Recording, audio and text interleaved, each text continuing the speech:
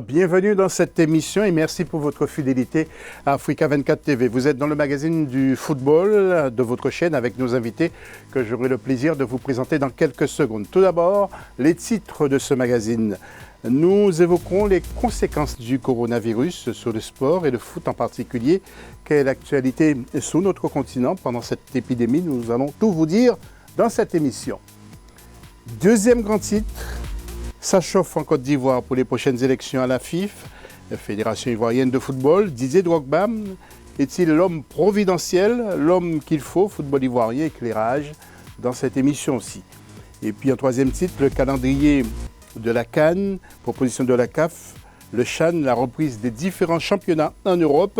Et en fin d'édition, nous parlons de confrère qui a disparu, il est mort d'une crise cardiaque et puis nous ferons aussi un clin d'œil à la boxe avec le grand livre de Jean-Philippe Lustig. Nos invités, tout d'abord, sur ma gauche, Lassana Camara, qui a remplacé Saïd Hafizi car il s'est fait une rupture du talon d'Achille. Lassana, bonjour. Est-ce que le foot vous a manqué un peu? Le football a manqué, on avait envie de découvrir des plateaux, découvrir la chaleur du football, ça nous a manqué carrément. Et Valérie Ebé est avec nous également, ancien pro, il est originaire du Gabon, il a monté sa grosse structure pour le football, n'est-ce pas? Oui, tout à fait. Et puis, bonjour également aux téléspectateurs. Et on est content, on est heureux de retrouver le plateau Africa Football Club et puis forcément aussi l'actualité footballistique et tout ce qu'on aime dans le monde du football. À la une tout de suite après ce jingle.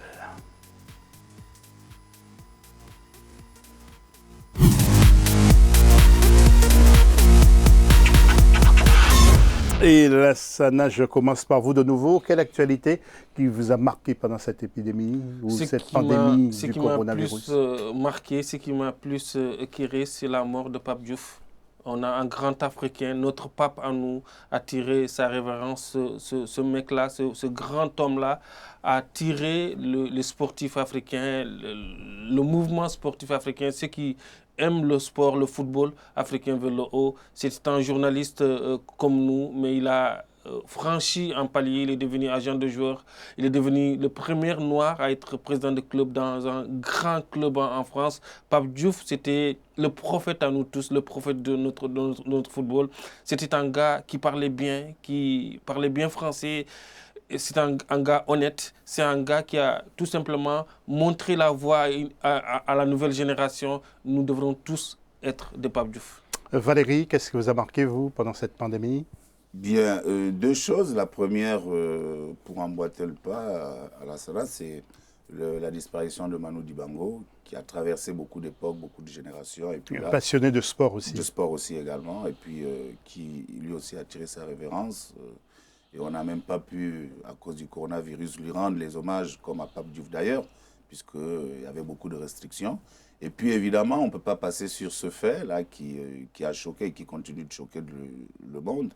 C'est la mort de Floyd, l'Américain noir, afro-américain, dans des conditions atroces.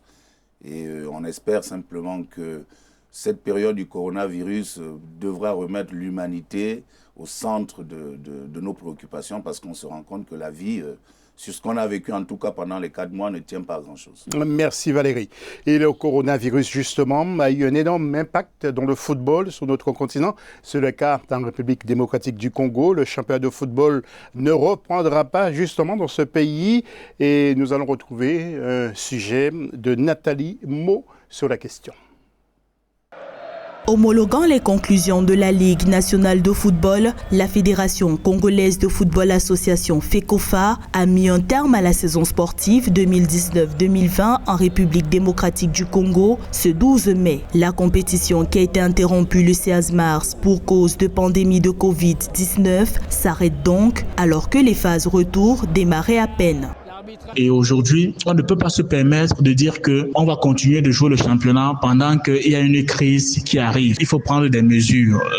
Les joueurs seront testés. Je pense que le championnat congolais fera, à mon sens, selon les informations que j'ai, partie des championnats qui vont reprendre avant plusieurs championnats en Afrique, parce que de ce côté-là également, il faut dire qu'il y a une organisation qui est faite derrière au niveau de la fédération.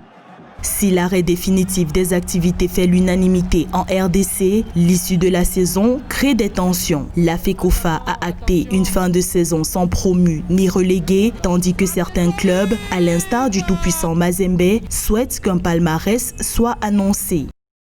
Il est hors de question que ce championnat soit déclaré blanc parce que nous n'avons disputé plus de 60% des matchs. L'essentiel est que le championnat se clôture normalement et qu'il y ait un classement. Et si classement il y a, tout le monde devra être d'accord pour voir le tout-puissant Mazembe en tête.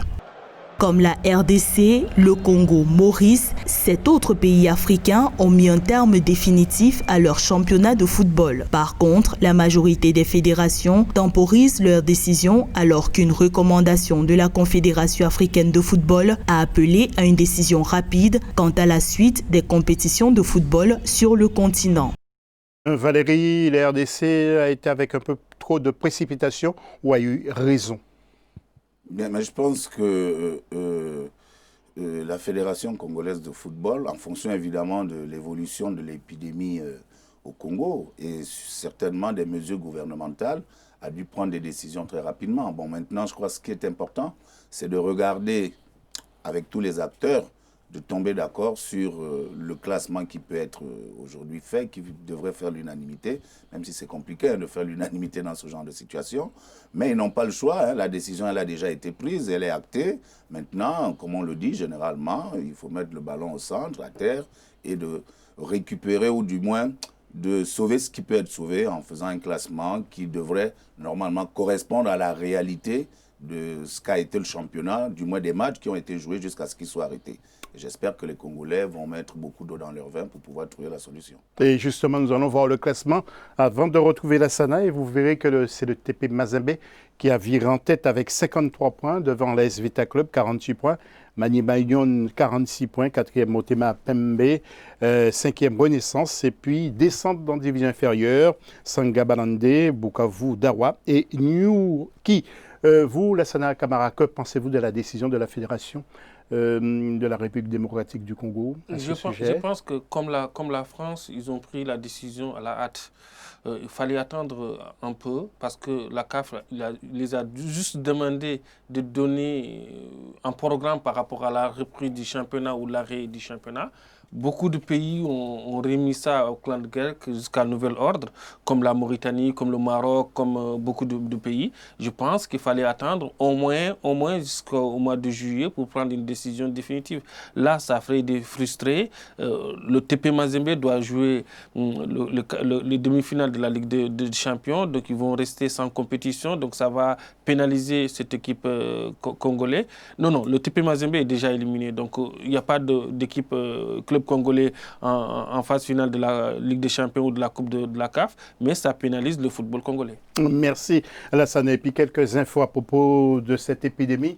L'Égypte a repris ce samedi 20 juin les entraînements collectifs. Et puis en Algérie, la majorité des joueurs du RC Belouizdad a accepté de baisser leur salaire au moins de 50%. Et puis le docteur Mohamed Benkat Berkani, membre de la commission de veille et de suivi de l'évolution de l'épidémie, s'est prononcé contre la reprise des championnats de foot du côté de l'Algérie. Et puis au cours d'une rencontre à son siège, la Fédération ougandaise de football a dévoilé les dates de reprise de la nouvelle saison. Ce sera donc à partir du 17 octobre. Autre sujet, il y a aussi l'arrêt momentané de la Ligue des Champions et de la Coupe de la Confédération. Justement, là ça en parlait, l'éclairage d'H.C. Dupois et de Nelly Claude Ebessa.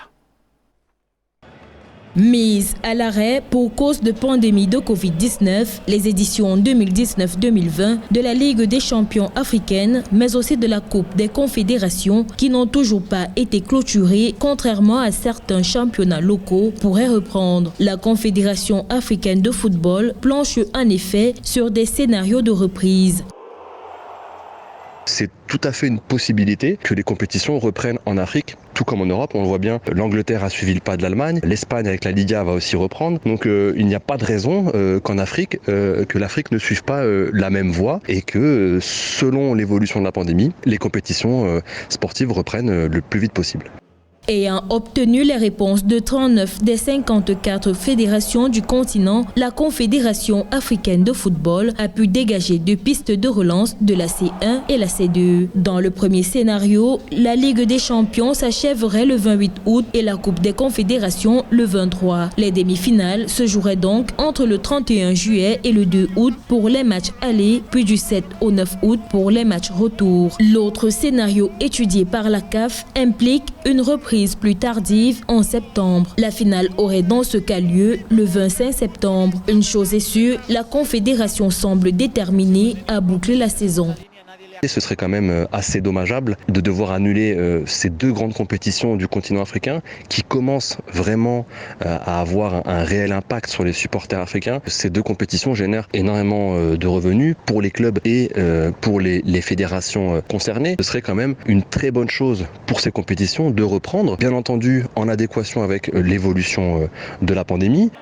Les demi-finales de la Champions League africaine seront pour rappel 100% maghrébines. Les équipes marocaines du Raja Casablanca et du Wydad Casablanca sont en lice face aux Égyptiens du Zamalek et d'Al Ahly. En Coupe des Confédérations, le dernier carré comprend le Pyramids FC qui, pour le sacre, est en compétition avec les Guinéens d'Oroya, les Marocains du RS Berkane et du Hassania Agadir. La CAF devrait décentraliser, selon vous, sur des terrains ou dans des pays où il y a moins de pandémie? Non, en fait, par rapport au quart de finale, comme c'est des trucs 100% marocains et des clubs égyptiens, donc c'est presque entre 2 pays. Le Maroc, la Fédération marocaine de football va se réunir demain pour prendre une décision de reprise du championnat par rapport à cette éventualité-là. Ça dépend aussi des États par rapport au vol. Non, mais je veux dire, les 2 coupes, est-ce qu'on ne devrait pas les décentraliser pour gagner un peu de temps sur les compétitions? Dans des pays où il y a moins de... Faire en sorte qu'on se retrouve comme l'Europe, on se trouve dans un même pays et le faire. Ça va être compliqué. On ne sait pas quel pays prendre. De toute façon, la finale de la Coupe de la CAF sera jouée au Maroc. La finale de la Ligue des Champions va jouer au Cameroun. Donc, normalement, ça doit se faire à partir du mois de septembre. D'ici là, je pense qu'on peut avoir une idée de cette pandémie qui va un peu disparaître en Afrique. Oui, alors justement, nous apprenons effectivement bien que les demi-finales auront lieu finalement en septembre. Avant de retrouver justement Valérie, notre information, l'Afrique comptait ce samedi 20 juin 287 385 cas confirmés de coronavirus, le Covid-19, qui a déjà coûté la vie à 708 personnes sur le continent, selon le Centre africain de prévention et de contrôle des maladies. Les pays les plus touchés par la pandémie seraient donc l'Afrique du Sud, il y a l'Égypte, le Nigeria, le Ghana, l'Algérie, le Cameroun et le Maroc, les pays du Maghreb qui sont très fortement touchés. Oui, bon, déjà, ce qu'il faut relever, c'est qu'on avait prévu, ou bien du moins les gens avaient pressenti beaucoup plus de décès en Afrique, ce qui n'est pas le cas. Donc ça veut dire que on peut le dire sans risque de se tromper que l'épidémie n'a pas été très très mal gérée aussi en Afrique. Et on voit également que Madagascar, de par le médicament qu'il a trouvé, a donné un coup d'accélérateur et de confiance à certains pays pour pouvoir se préserver de la propagation de ce virus. Maintenant, pour revenir à la situation de la Champions League et de la Coupe de la CAF, je pense que l'idée... Nous allons en même temps voir la Ligue des Champions, les tableaux de la Ligue des Champions, allez-y. Tout à fait. Je pense que l'idée de réunir ces 4 équipes dans un pays qui présente des gages de sécurité par rapport à la pandémie n'est pas mauvaise. Déjà, ça fait qu'on va avoir un gain de temps, puisque aujourd'hui, le temps, en fait, c'est le premier ennemi, parce qu'il faut enchaîner sur les saisons à venir, en sachant également que avec l'arrêt, la préparation des joueurs qui devraient normalement comprendre ou s'étaler sur 2 ou 3 semaines, donc le temps qu'ils récupèrent, le temps que on se remette à jouer ces matchs à haute intensité, il faut aussi également préserver la santé, la santé des athlètes. Donc, de dire que comme ça, en août, c'est possible, je crois que oui, quand on prend, justement, on intègre tous ces facteurs-là, c'est possible que ce soit fait. Maintenant, il faut choisir 2 pays qui posent des garanties de stabilité au niveau de la pandémie. Voilà, merci. Nous avons vu des tableaux de la Ligue des Champions et de la Coupe de la Confédération en ce moment, donc sous vos écrans. Et puis, quelques petites infos, la Fédération marocaine de football, le Botola, est aussi dans l'incertitude. Nous allons voir le sigle de cette fédération et la fédération marocaine qui, dans un communiqué, a annoncé la suspension des matchs pro de ligue et de toutes les compétitions en raison du coronavirus. Et puis, je voudrais aussi vous montrer une image. C'est l'action de solidarité faite par l'attaquant sénégalais de Monaco, Keita Baldé, 25 ans, qui a apporté secours à 90 migrants qui n'avaient pas de toit pour dormir. Il s'agit de migrants qui travaillent dans une campagne fruitière en Espagne. Et il a loué un bâtiment inhabité de 3 étages, s'il vous plaît, dans le quartier de Mariola, pour accueillir ces personnes qui dormaient dans les rues. Keita Baldé a également envoyé de l'argent pour la nourriture et il a déclaré que je suis responsable de les aider. Donc, c'est ce qu'il a dit sur les réseaux sociaux. Et puis, je voudrais, avant de terminer cette première partie d'émission, vous dire que l'attaquant camerounais du Dynamo Moscou, Clinton Nyanji, aurait été contrôlé positif au coronavirus. Fin de la première partie de cette émission. On se retrouve tout à l'heure pour la suite et la deuxième partie.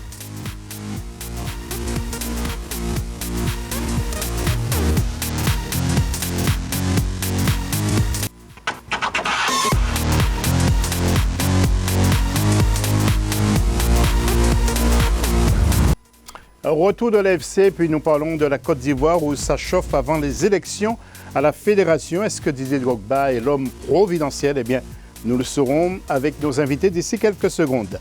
Et puis le calendrier de la CAN, nous parlerons aussi de la CAF, nous évoquons aussi le CHAN, puisque le président de la CAF a parlé, M. Ahmad Ahmad. Eh bien, nous saurons exactement ce qu'il prévoit. Et puis en troisième partie d'émission, nous allons aussi faire un clin d'œil à Claude Seprika qui est mort d'une crise cardiaque et nous parlerons également de boxe. Nos invités, Lassana Camara, qui n'est pas ancien boxeur mais ancien footballeur. Et puis Valérie Ebé, Valérie non, jamais mis des gants. Non, le foot c'est déjà assez difficile comme ça. Le dossier de l'FC.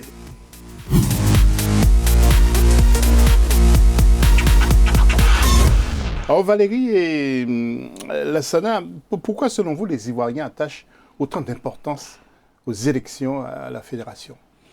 Déjà parce que le football est un phénomène mondial et que de par justement cette universalité, tout le monde a un mot à dire lorsqu'il s'agit de football, comme le disait quelqu'un qui était au Cameroun, que lorsqu'il fait une sélection ou une présélection, il y a 25 000 sélectionneurs. Donc il y a beaucoup d'attraits qui viennent de ces éléments-là. Et puis, également, le fait que le football ivoirien, du moins le football local, n'est plus celui qu'il y avait d'antan. Beaucoup d'équipes aujourd'hui, comme l'Africa, la SEC ou le Stella, ne font plus parler d'elles dans les compétitions africaines.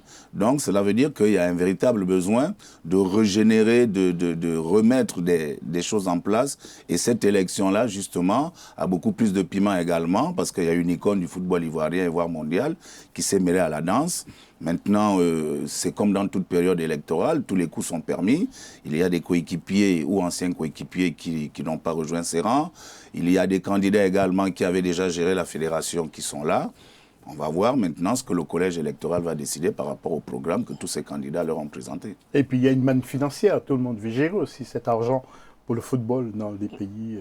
Oui, tout le monde veut gérer une fédération, mais ce qui fait que cette élection passionne au-delà de frontières ivoiriennes, c'est l'arrivée de Didier Drogba dans la danse. Didier Drogba qui est ancienne star du football ivoirien qui est candidat, Sori Diabaté qui est candidat, plus Yannick Diallo. Cette année, c'est le vent du changement. Sidi Diallo ne sera pas candidat, donc on sait qu'il y aura un nouveau président au niveau de la fédération. Tous ces candidats, on peut le dire, ce sont des pions, entre guillemets, de Jacques Anouma, qui ont travaillé avec Jacques Anouma dans le passé. Le football ivoirien traverse une crise monumentale parce que l'équipe nationale... On y reviendra en détail, bien sûr, Lassana. Oui. On y reviendra en tout cas. Il n'y a pas de souci. En détail tout à l'heure parce que nous aurons un sujet, justement, qui va nous entraîner vers un dialogue et puis une discussion sur ces prochaines élections.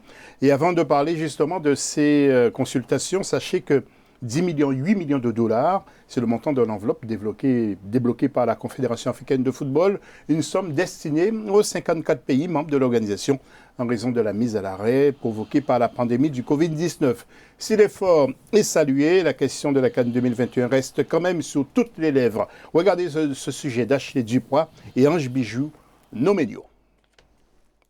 La Confédération africaine de football au chevet des fédérations africaines. Emboîtant le pas à la FIFA, la CAF a annoncé le jeudi 28 mai le décaissement de 10,8 millions de dollars. En raison de la propagation rapide de la Covid-19, les AMS africaines ont suspendu toutes les compétitions nationales, ce qui a accru le poids des charges financières sur leurs épaules. La CAF a donc décidé de modifier les conditions d'éligibilité pour accéder aux subventions annuelles afin que toutes les AMS puissent en bénéficier pendant cette période difficile. Principale résolution de la réunion du comité d'urgence de la CAF, ces fonds devraient aller à chacune des 54 associations membres de l'organisation. Ébranlées par la pandémie de Covid-19, certaines fédérations ont dû mettre l'ensemble de leurs compétitions à l'arrêt, à l'image du Cameroun ou du Burkina Faso. Si le geste a été salué de part et d'autre du continent, une grande inconnue demeure. C'est que, il y a quand même de fortes chances qu'il y ait d'autres soucis pour l'organisation de la CAN, cette CAN en 2021 au Cameroun, parce que si on regarde quand même, il y a beaucoup de paramètres que la CAF elle-même ne maîtrise pas. C'est d'abord le paramètre sanitaire qui est primordial. Ensuite, je regarde même d'abord ensuite la disponibilité des joueurs qui sont restés quand même plusieurs mois sans aucune activité. Est-ce qu'ils pourront voir les jambes? Si je dois mettre une pièce quelque part, moi je mettrai la pièce sur le report. Si pour l'heure la Confédération africaine de football ne s'est toujours pas prononcée sur la Coupe d'Afrique des Nations prévue en début d'année 2021 au Cameroun, afin de soulager les peines des fédérations, la CAF envisagerait à nouveau d'octroyer des subventions aux associations membres en soutien à la reprise pour l'organisation des compétitions nationales. Et messieurs, je vais vous demander d'être assez court sur ce sujet. C'est un bon geste, je n'ai pas fait le calcul, mais 10,8 millions pour 54 pays, c'est un geste non négligeable quand même. Oui, tout à fait. Et comme on dit, la plus belle femme du monde ne peut donner que ce qu'elle a. Maintenant, le petit bémol qu'il y a souvent dans ces subventions qui sont données, c'est qu'il n'y a pas des clés de répartition par rapport à toutes les parties du football. Donc, ce qui veut dire que... C'est le ministère qui décide de la fédération? Non, c'est la fédération. Le ministère n'a rien à voir là-dedans, puisque la fédération, elle est membre de la CAF ou de la FIFA. Et donc, lorsqu'elle reçoit cette subvention anticipée ou exceptionnelle, elle en fait ce qu'elle veut. Alors que je pense que le donateur devrait faire une clé de répartition parce qu'il y a les clubs, il y a les joueurs, il y a beaucoup de choses et c'est vrai. Il y a les joueuses aussi. La SANA, je disais que c'est le ministère qui décide, mais en fait c'était une manière de parler, mais quelquefois c'est le ministère met son nez. Oui, mais c'est la fédération qui décide. Oui, mais parce qu'il ne faut pas d'ingérence. Beaucoup de fédérations ont réparti l'argent pour la fédération, pour le club, pour les joueurs, des entraîneurs. Des fédérations comme la Mauritanie, ils ont réparti les sommes à tout le monde. Tout le monde a eu sa partition. Je pense que la CAF a bien fait de régénérer cette manne financière pour le club, pour le bien du football africain. On sait que beaucoup de clubs africains vivent dans les poches de présidents des clubs. Merci, messieurs. Pré-campagne à la Fédération ivoirienne de football. Le futur président sera connu probablement, pas au mois d'août, mais au mois de septembre. Regardez ce sujet et le profil en quelque sorte est bien du premier vice-président, Sori Diabaté, qui est partisan justement du président en place. Oui, c'est ça. Et on revient juste après pour apporter quelques commentaires. Après avoir été l'homme à tout faire de deux présidents de la FIF, Fédération ivoirienne de football, Sori Diabaté est candidat à la succession de Sidi Diallo, qui a choisi de ne pas briguer un troisième mandat. Sori Diabaté met en avant sa parfaite connaissance de l'organe fédéral dont il est l'homme orchestre depuis 18 ans. C'est un atout pour conduire les destinées de la FIF, selon son directeur de campagne. L'objectif de Sori Diabaté et de son équipe, c'est de mettre tout en œuvre pour développer le capital humain et faire en sorte que dans toutes les catégories de sélection, on ait du talent et qu'on ait aussi autour des sportifs des dirigeants bien formés, des encadreurs bien formés, des arbitres à niveau. Et c'est en combinant toutes ces compétences qu'on va arriver à relever le niveau du football ivoirien. Selon les partisans de Sori Diabaté, celui-ci va conduire la professionnalisation des clubs avec un cahier de charges et une augmentation de la subvention fédérale et des ressources financières. D'abord, un accompagnement au plan financier, avec des subventions qui seront revalorisées, passant de 75 millions à 100 millions pour la Ligue 1, de 25 millions à 50 millions pour la Ligue 2, de 15 millions à 30 millions pour la D3. Le football féminin est notre parent pauvre, il n'avait que 2,5 millions par club. Nous allons faire un effort supplémentaire pour doubler la subvention qui leur était accordée et passer à 5 millions. En rappel, Sori Diabaté est premier vice-président de la FIF et président de la Ligue professionnelle. Deux autres candidats briguent la présidence de la FIF. Il s'agit d'Idriss Diallo, ancien vice-président de la FIF jusqu'en 2011, et Didier Drogba, ancien capitaine et buteur des éléphants de Côte d'Ivoire. Voilà, justement, ces élections devaient avoir lieu ou être délocalisées à Yamoussoukro. Donc c'est ce qui était envisagé. Mais finalement, l'Assemblée générale élective est prévue du 22 août au 5 septembre 2020, toujours, je pense, à Abidjan. Alors, je voulais vous demander, franchement, est-ce que Idriss Diallo n'a pas donné un coup de poignard dans le dos à Didier Drogba en plaçant justement son vice-président pour être Sidi Diallo ou Idriss Diallo? Idriss. Non, Idriss, il est le candidat. Idriss Diallo, c'est le troisième candidat. L'ancien président, c'est Sidi Diallo. Non, mais je veux dire, pardon, excusez-moi, le président en place, est-ce qu'il ne passe pas, il n'est pas en train de placer un de ces hommes non, alors qu'il est copain avec Didier Drogba? Non, en fait, le football, dans le monde du football africain, dans le monde du football, vous êtes tous ensemble aujourd'hui, demain vous n'êtes pas ensemble. L'avantage de Sidi Diallo, de Sori Diabaté, c'est de connaître cette fédération depuis 18 ans. Il est aux manettes, il était vice-président, il est président de la Ligue, donc il connaît bien. Mais alors, pourquoi son proche, il est très proche de Didier Drogba, il aurait pu automatiquement dire à Didier, tiens, bon, je te facilite ta tâche.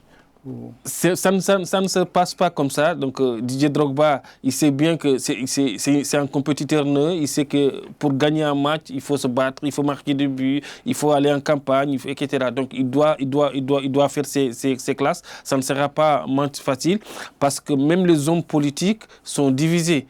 Il y a des informations qui disent que le couple présidentiel et pour Didier Drogba, mais le ministre de la Défense et pour Sori Diabaté, le ministre de l'Intérieur et pour... Donc il y a cette élection-là, c'est en train de faire la tambouille en Côte d'Ivoire. Sidi Diallo, donc je précise bien, c'est lui le président en place. Oui. Sidi Diallo, pas Idriss Diallo, qui est donc un candidat sérieux. Alors, on a l'impression que Sidi... il n'a pas été très sympa avec Didier. Bon, mais je pense qu'il faut mettre de côté l'émotionnel.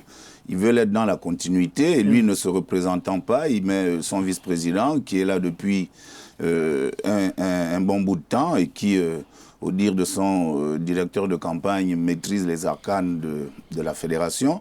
Mais je pense également que, quelles que soient les sensibilités qu'il peut avoir, nous devons avoir au niveau de l'Afrique aujourd'hui les bonnes questions que nous devons nous poser. C'est-à-dire que le management d'il y a 10 ans, 5 ans n'est peut-être plus celui-là qui est adapté, qui est approprié à la gestion du football aujourd'hui. Et que quand nous avons, c'est mon avis de toutes les façons, je l'assume, je l'avais déjà dit dans une vidéo que j'ai faite à cette occasion, je pense que lorsqu'il y a une opportunité comme ça, pour l'Afrique, pour la Côte d'Ivoire, d'avoir un Didier Drogba président, il faut le pousser à le faire. Okay. Et c'est ça qui va nous amener à avoir des partenaires extérieurs crédibles, à présenter un football aussi crédible, parce que, justement, sa notoriété, sa capacité... Mais un seul bémol, il faut que beaucoup de gens pensent que le fait d'être ancien footballeur international, le fait d'être un Didier Drogba, et de facto être président de la fédération... Non, mais ce n'est pas ce que j'ai dit. Ce n'est pas ce que j'ai dit. J'ajouterais que avoir été un footballeur, parce qu'on parle de football, on ne parle pas de boxe. Dans la formation, que ce soit des joueurs, des entraîneurs, des arbitres, on a été aux côtés de cela. Quand vous êtes entraîneur, vous devez par exemple préparer une séance, c'est-à-dire que vous devez prendre en compte le nombre de joueurs, l'environnement, le matériel. Donc c'est une organisation, c'est un effort de réflexion qu'on fait. Donc ce n'est plus les joueurs de football qui mettaient les shorts pour aller après vers le bureau. Donc je pense que Didier Drogba a fait une formation ou a passé des étapes en management pour pouvoir aller comme ça solliciter le suffrage des électeurs. Merci, donc merci, qu'on lui donne sa chance. Je termine, je ne fais pas la campagne, mais je dis ce que je pense et ce qui est vrai, et ce qui devrait arriver dans tous nos pays aujourd'hui, c'est qu'on n'est pas footballeur et puis on dit on va devenir comme ça manager ou dirigeant de fédération. C'est pas possible. Il y a des étapes. Et lorsque ces étapes-là sont passées avec succès et lorsqu'on a la compétence nécessaire, il faut amener les gens à pouvoir le faire. Vous votez Didier Moi, je Drogba. voterai Didier Drogba pour le football africain, pour le bien du football ivoirien. Merci beaucoup, monsieur. Nous sommes obligés d'aller très vite. À noter le décès de l'ex-international ivoirien Emmanuel Aka, qui soutenait Didier Drogba à la présidence de la FIFA. Et puis en image, quand même, regardez, Didier Drogba, c'est lui qui veut être président.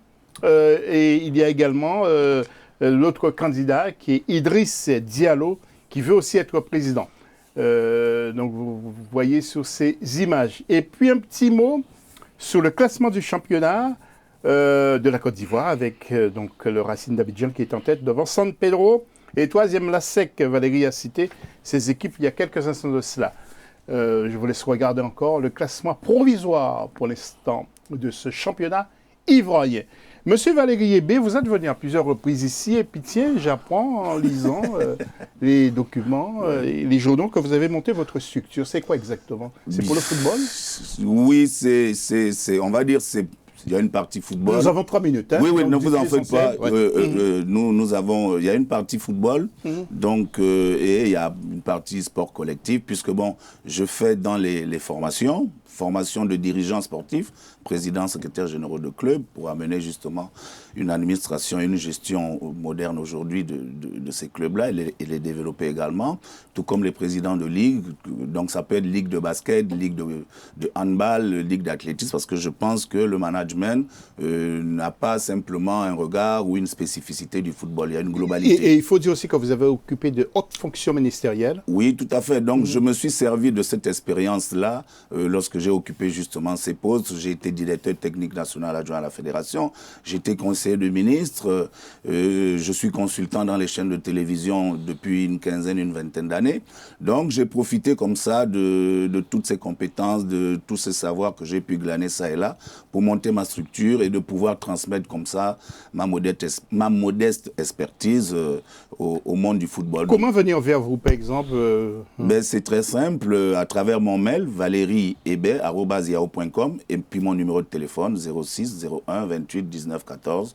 J'aurai le plaisir, dès que je suis contacté, de relancer la personne pour avoir les informations qu'il souhaite avoir par rapport à la structure, aux prestations que nous offrons, que je dis, elles ne sont pas simplement dans le cadre du football, elles intègrent tout ce qu'il y a comme discipline sportive. Oui, alors vous dirigez les personnes vers quel secteur? Comment ça se passe? Bon, normalement, moi, ce que je fais aujourd'hui, c'est que... Vous enseignez déjà? Oui, donc je fais des formations pour les dirigeants, les directeurs techniques, comme je l'ai dit, dirigeants et cadres sportifs. Et puis, lorsqu'il s'agit, n'est-ce pas, de la gestion de carrière des joueurs, j'ai des partenaires. J'ai signé un partenariat ce week-end avec une agence, Barat Sport Management, qui, elle, s'occupe de la détection et de la gestion de carrière des joueurs. Donc, dès que j'ai un joueur, un parent, un ami qui m'appelle, qui me sollicite, je le dirige vers ce partenaire-là qui, lui, a toutes les compétences, toutes les connaissances pour pouvoir véritablement apporter la solution qu'il faut par rapport à un besoin spécifique. Donc, c'est cela aussi que je fais par rapport aux formations des éducateurs sportifs, parce que j'ai un partenariat également avec l'amicale gabonaise des éducateurs sportifs qui, elle, également s'occupe, n'est-ce pas, de la formation des éducateurs U9, U11, U13. Et puis également, j'ai un autre partenaire qui, lui, est beaucoup plus global, qui s'occupe de tout ce qui est basket, handball, volley, athlétisme, parce qu'il a, lui, une formation dans ce cadre-là. Donc, j'ai essayé de m'entourer de plusieurs partenaires qui ont des spécificités qui leur sont bien propres. Alors, j'habite à Yaoundé, j'ai mon fils qui veut pratiquer un sport. Oui. Et on peut éventuellement appeler votre cabinet. Bien sûr. Vous nous rappelez 06 01 28 19 14, Valérie Ebé, ça c'est le numéro de téléphone. 06 01 28 19 14 et le mail Valérie eb@yahoo.com. Merci Valérie pour toutes ces précisions. Fin de la deuxième partie de cette émission. À tout à l'heure pour la troisième et la fin.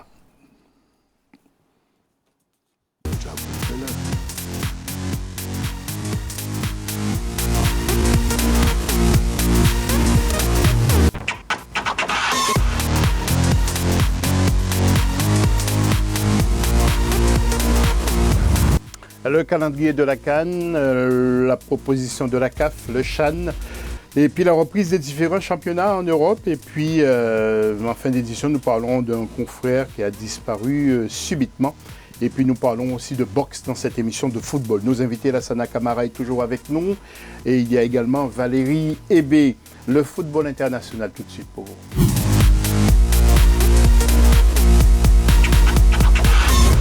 Et avant de parler de ce football international, sachez qu'Henri Bédimo a annoncé qu'il met un terme à sa carrière. Je ne saurais partir sans remercier entraîneur, bénévole, personnel et sans oublier mes chers supporters.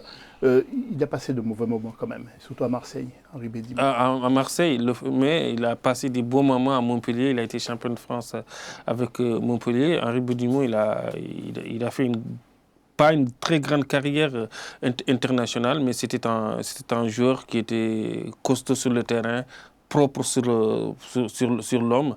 On garde des beaux souvenirs de lui. Et puis le défenseur en provenance de Monaco, Kevin Doram, s'est blessé au tendon d'Achille lors d'une séance individuelle. Il est opéré mardi 16 juin et sera indisponible pendant au moins 6 mois. Je pense que le père doit souffrir. Hein. Il vit à Nantes. Déjà fait. Ouais, mais surtout qu'il y a eu le confinement. Et puis bon, là, on va dire, il n'est pas en confinement de 6 mois. C'est pas gai.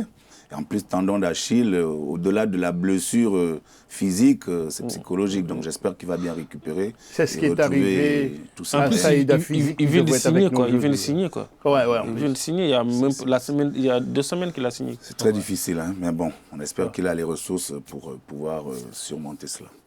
Le président de la Confédération africaine de football, M. Ahmad Ahmad, avait évoqué le déroulement de la Coupe d'Afrique des Nations 2021, prévu toujours l'hiver prochain au Cameroun.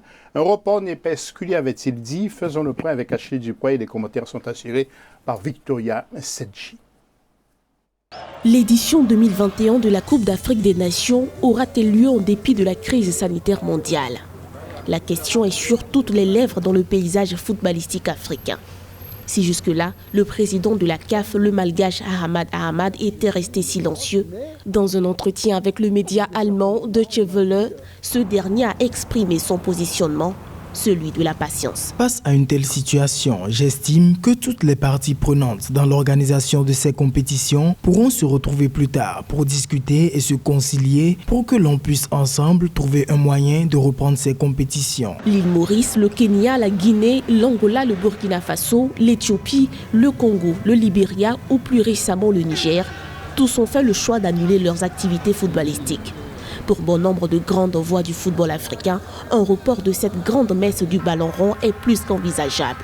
Ainsi, le choix de la patience du président de la CAF laisse plus d'un observateur dubitatif. On est dans le flou le plus total et pour dissiper ce flou, malheureusement, les États n'ont pas les informations suffisantes puisqu'on ne sait pas comment va évoluer l'épidémie. Et comme je le disais tantôt, malgré une amélioration, il y aura encore d'autres facteurs qui pourraient bloquer justement l'organisation de compétition et aussi le fait que même dans les endroits où on commence timidement à reprendre, si je prends le cas de l'Europe avec l'Allemagne, ce seront des matchs à huis clos. Donc au niveau financier, est-ce que ce sera tenable d'avoir une Coupe d'Afrique sans spectateurs dans les stades? Voilà, il y a d'autres questions encore qui vont se poser même après le déconfinement des pays et ça nous amènera très vraisemblablement jusqu'à la fin de l'année 2020. La Coupe d'Afrique des Nations est, si rien ne change, prévue du 9 janvier au 6 février 2021 au Cameroun. Compétition durant laquelle l'Algérie, tenante du titre depuis sa victoire face au Sénégal en 2019, est appelée à défendre son trophée. Je sais, Lassana, que vous avez beaucoup de relations avec la CAF. Que fait-on alors? Là, la CAF n'a pas tous les éléments en main parce que c'est une crise sanitaire mondiale, que pour voyager, pour faire un match de football, il faut pouvoir voyager. Donc, il y a pas, la CAF ouvre toutes les portes. Si on peut jouer à partir du mois d'octobre les éliminatoires de la Coupe d'Afrique des Nations, il y a une forte possibilité que la CAN se joue au mois de janvier au Cameroun. Mais si on n'arrive pas à jouer au mois d'octobre, le report sera envisageable. Alors donc, on remplace par le CHAN. Il y a des possibilités de remplacer par le CHAN, de mettre la CAN en 2022, mais toutes les possibilités sont sur la table parce que c'est très difficile. Le comité exécutif de la CAF aura décidé de tout ça, mais il y a une chose qui est exclue, c'est de jouer une CAN à huis clos. Il y a beaucoup de tableaux à voir et nous allons interroger justement Valérie. Il y a le groupe AA, vous allez voir les matchs sans doute qui vont s'afficher les prochains matchs. Et puis le classement probablement, donc sur le premier tableau, nous allons vous décrire exactement ce que vous allez avoir. Donc les derniers résultats et puis le classement. Donc nous allons enchaîner comme ça avec tous les tableaux, comment que Valérie justement nous donne ses impressions sur ce qui arrive en ce moment, les difficultés de la CAF organisée. Mais déjà parce qu'elle est mondiale, cette crise. Donc, ça veut dire que la CAF est tributaire de beaucoup de choses qu'elle ne maîtrise pas. Là, les championnats européens, parce qu'il y a plein de joueurs africains qui jouent en Europe, viennent à peine de reprendre dans les conditions que l'on sait. Certains championnats africains n'ont pas repris ou peinent à reprendre. Et en plus de cela, il y a 2 compétitions comme ça qui risquent de se chevaucher, c'est-à-dire que le CHAN et la Coupe d'Afrique des Nations, avec ce caillou dans le pied là, que sont les éliminatoires qui ne sont pas terminés. Donc je crois qu'il faut aller progressivement déjà de regarder comment la situation elle évolue dans le monde et tout ça, la situation sanitaire bien évidemment. Et puis le moment venu, je pense que ce que là ça dit tout à l'heure, ce n'est pas à prendre à la légère, c'est de voir si en octobre on peut boucler, n'est-ce pas, ces éliminatoires-là, pouvoir tenir un peu pour essayer de jouer peut-être en janvier ou en février ou en mars, parce que derrière, il faut jouer le CHAN, qui est important aussi pour la CAF, parce que c'est la compétition qui met en avant les talents qui sont sur le continent, et éviter, à mon avis, de faire en sorte qu'on se rapproche trop de 2022, parce qu'il y a la Coupe du Monde, il y a les éliminatoires, il y a les championnats qui vont revenir. Donc, il ne fait pas très très beau actuellement d'être au comité de la CAF, parce qu'il va falloir prendre la bonne décision. Hein, exactement. Et puis tous les stades sont quasiment prêts au Cameroun. Hein. Et tous les stades sont prêts au Cameroun. Le Cameroun est prêt pour la fête, mais il faut trouver l'occasion d'aller au Cameroun. Oui, exactement. Donc nous voyons le...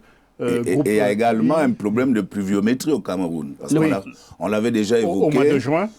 Donc, il y a ça aussi dont il faut tenir compte. Mais bon, on espère que la situation va se stabiliser et puis qu'on puisse retrouver des terrains avec du public. Exactement. En tout cas, les Camerounais attendent parce que je peux vous dire que le football au Cameroun c'est une religion. Oui, c'est une vraie religion. Messieurs, la FIFA et l'OMS unis pour sauver le football ont mis en place justement une espace de VADE-VECOM pour évaluer les risques liés au Covid. Les précisions de la rédaction signée Ange Bijou Nomédio. La Fédération internationale de football association a confectionné un outil d'évaluation des risques pour faciliter la reprise des activités footballistiques en cette période de Covid-19. Dans cet outil est inclus une liste de mesures d'atténuation visant à réduire le risque global de propagation du Covid-19 par les rassemblements de masse ainsi que des consignes sur l'entraînement individuel et collectif des équipes de football. Il a été rédigé en collaboration avec l'Organisation mondiale de la santé. Parmi ces mesures, on retrouve un certain nombre de directives déjà relevées par l'OMS pour freiner la propagation du virus. Mais sur le plan footballistique, l'organisation onusienne recommande, entre autres, que tous les joueurs professionnels reprenant l'entraînement soient testés au Covid-19 afin d'instaurer et d'entretenir un climat de confiance au sein de l'équipe et dans son entourage.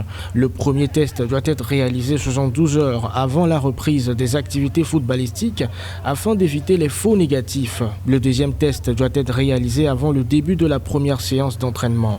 Les footballeurs sont encore testés chez eux ou dans les locaux de leur club par les médecins d'équipe dans le respect des procédures d'hygiène et des mesures de protection recommandées.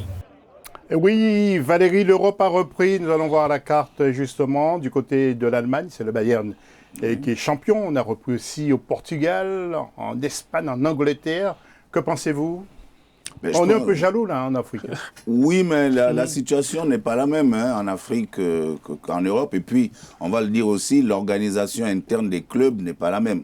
Mais ces clubs-là, et notamment les fédérations, et voire même les gouvernants ou les gouvernements ont pris des décisions qui ont fait en sorte que progressivement, tout le monde soit sécurisé et que ces matchs, même si c'est à huis clos, mais puissent se jouer. Donc, je pense également que ce que l'OMS propose à la FIFA pour qu'elle le véhicule aux différentes fédérations me paraît totalement cohérent de dire, avant la reprise, que l'on teste les joueurs et qu'on les teste pas seulement parce qu'ils sont joueurs, mais parce que c'est des citoyens du monde. Donc, il n'y a pas que le football. Ils ont des familles, ils ont beaucoup de personnes qu'ils rencontrent. Je crois que c'est de bonne loi que tout ce monde-là qui gravite finalement autour des équipes soit sécurisé et que le football, je l'espère, puisse reprendre. Mais il est quand même important de souligner que rien ne vaut la santé. Donc, s'il y a des doutes, vaut mieux ne pas tenter le diable, comme on le dit, et d'attendre sagement.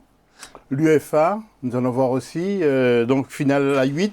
Que pensez-vous, Lassana, vos commentaires justement avec tous les matchs qui vont se jouer après donc des huitièmes de finale retour qui ne sont pas des huitièmes de finale, mais des 16e de finale retour qui sont attendus. Il y aura donc les huitièmes de finale. Les huitièmes de finale retour plus les quarts de finale plus la fin de la compétition au Portugal. C'est une bonne idée de l'Union européenne. Oui, huitièmes de finale retour, c'est ça. Du 7 au 8. Ouais, une bonne idée de l'Union européenne de football. Ils ont trouvé la solution pour décaler parce que la finale normalement ça devrait se jouer en Turquie. Donc cette année ils vont le jouer au Portugal. L'année prochaine ça retourne en Turquie. C'est une très bonne idée, mais tout à l'heure José disait que l'Afrique va être jalouse, c'est la France qui va être jalouse, le monde du football français, parce que le gouvernement français a pris une décision très hâtive que le championnat de France s'est arrêté. Du coup, le PSG, les joueurs du Paris Saint-Germain ont repris l'entraînement ce matin, mais les joueurs seront à court de compétition. S'ils trouvent des matchs amicaux contre des petits clubs, d'ici là, ça va être bien, mais ça va handicaper Lyon et le Paris Saint-Germain en Ligue des Champions. Voilà, les quarts de finale donc de cette Ligue des Champions, 12, 13, 14 et 15 août, demi-finale 18 et 19 août et finale le 23 août. Messieurs, autre sujet sur Africa 24, ce sont les stars africaines du ballon rond qui s'engagent dans la campagne. Restons prudents pour l'Afrique. Je vous laisse écouter et regarder ce sujet. Hashtag 19 Kickoffs Against Covid-19 est le nom du challenge lancé par la CAF pour lutter contre le Covid-19. Le défi qui se joue sur les réseaux sociaux est une manière pour l'organisation africaine d'encourager les gens à respecter les mesures barrières. Une initiative qui entre dans le cadre de la campagne « Restons prudents pour l'Afrique ». Dans cette campagne, on y voit des légendes du football africain qui invitent leurs pairs et tout le monde à participer au défi. L'idée consiste à enregistrer une vidéo en faisant 19 jongles et la partager ensuite sur les réseaux sociaux. À ce jour, les légendes du football africain Ahmed Hassan de l'Égypte, Perpetuan Kochoa du Nigeria, Joseph Yobo du Nigeria, Karim Agui de la Tunisie et Trésor Loualoua de la RD Congo ont déjà partagé leurs vidéos. Et avant de retrouver de nouveau nos invités dans quelques instants, un clin d'œil à notre confrère de Guadeloupe, Claude Seprika, décédé en ce mois de juin d'une crise cardiaque.